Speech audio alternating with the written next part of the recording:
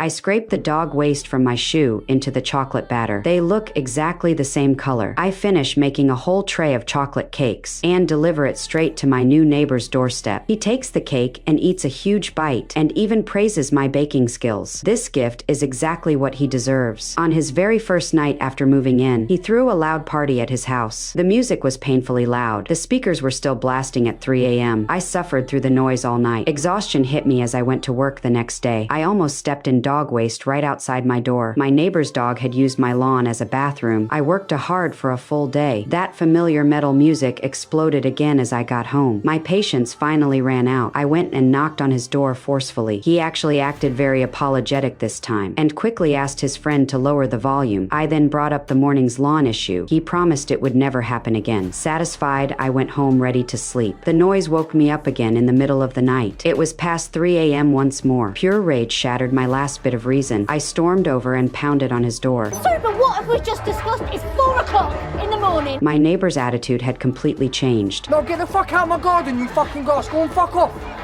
Go and fuck off.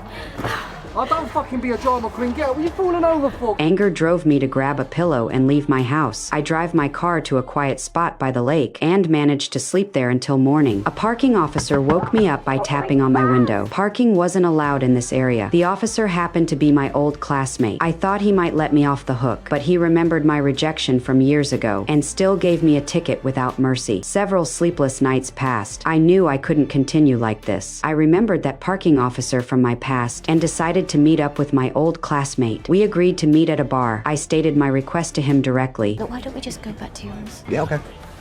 Later, I went back to his place. He went to take a shower right away. By the time he came out of the bathroom, I was already asleep in his bed and quietly slipped out of his house the next morning. My neighbor was sleeping when I got back. For revenge, I started my lawnmower and drove it in circles outside his window. Something sticky squished under my shoe after a few steps. His dog had visited my lawn again. My last bit of tolerance finally snapped. I turned around and went home to bake. I scraped the substance from my shoe into the mixing bowl and baked a tray of deep brown cakes. I knocked on my neighbor's door with the dessert and said it was a peace offering for our fight. He accepted the cake and took a bite. A wave of dark satisfaction washed over me. Just as I was finally ready to get some rest, a massive bass sound suddenly exploded next door. Even the water glass on my table started shaking.